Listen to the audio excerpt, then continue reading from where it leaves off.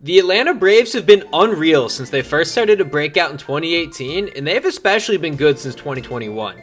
You would think they would have more to show than just one World Series in this span, but yet again, a lot of teams never even make it that far, let alone win one.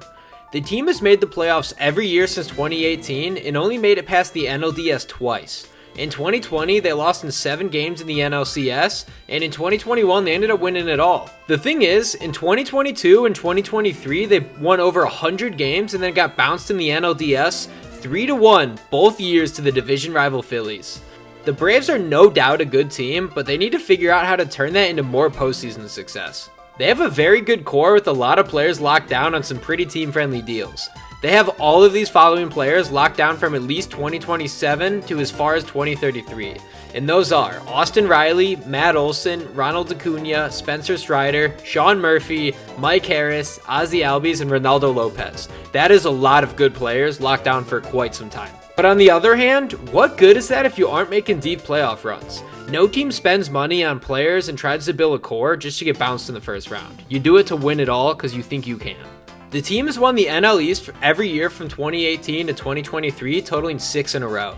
But this could be in jeopardy this season as the Phillies are surging. At the time of this video, the Phillies are in first place with a 28-13 record, and the Braves are 1.5 games behind with a 24-12 record. Now, I'm not saying the Braves won't win it, but what I'm saying is this is the most competition they've had since the Mets won 101 games in 2022. Regardless of a division title or not, the Braves are a playoff team. The Braves are pretty active in the offseason with signings and trades. They signed Ronaldo Lopez to a 3-year, $30 million deal, which is even better now that Strider is missing the season. They also signed Luis Guillorme, he got DFA'd, Angel Perdomo, Jackson Stevens, and Penn Murphy to 1-year deals. They declined some options and had some buyouts, but they did exercise a $20 million deal to keep Charlie Morton for another year. I genuinely think he would retire if they did not throw $20 million in his face. He's kind of old.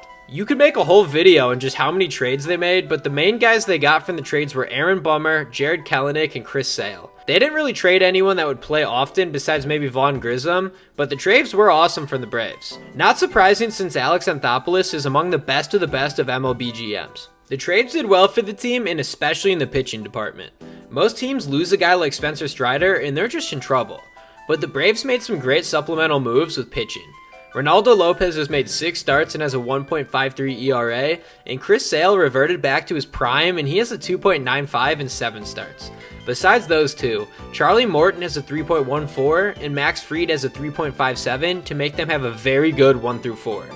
Some other younger guys like Bryce Elder, Darius Vines, and Alan Winans have made some starts as well. The pitching staff as a whole ranks 10th overall with an ERA of 3.45. The bullpen is 11 for 17 on saves, and they have a whole lot of arms that are producing. Raisel Iglesias has taken over the closer role, and he's converted 10 of 12 save opportunities with a 2.76 ERA. 6 arms in the pen have a 3 even or lower ERA.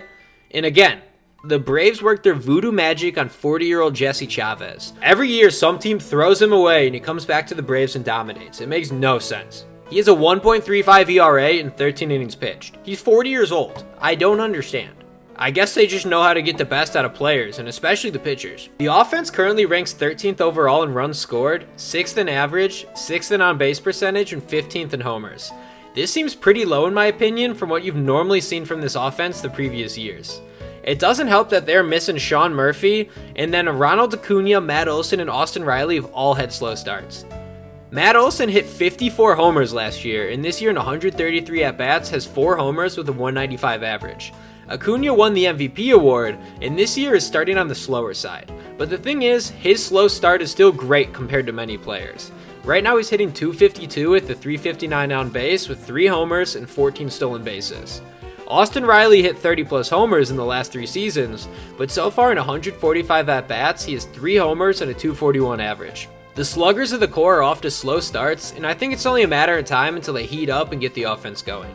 Despite some slower starts, they're still getting performance from almost every main player, to be honest. Marcell Ozuna especially is on a tear to make up for some of the slower starts. He's hitting 319 with a 395 on base percentage to go along with 12 homers and 38 RBIs. He genuinely is in the early MVP conversation. The Braves offense is off to a slow start, but they're still debatably top 10. So that is good to hear for Braves fans. It'll only get better as the season goes on. The Braves are good, and the Braves will make the playoffs, so don't worry about that. But on the other hand, the Phillies are so good that they might just go ahead and take the title this year. Philly is stacked. But as we already know, just because you win a division title doesn't mean anything. For instance, 2 years in a row, Philly knocked them out getting a wild card. The Diamondbacks made the World Series as a wild card. The Nationals won the World Series as a wild card in 2019. Baseball is pretty much just get to the dance, see what happens. Just because you win 100 plus games, get first place, it honestly means nothing. And that's what's to love about this sport, genuinely. The season success doesn't matter much if you're not making playoff runs. Like, what does 100 plus wins mean if you're just getting knocked out in the first round? Nothing.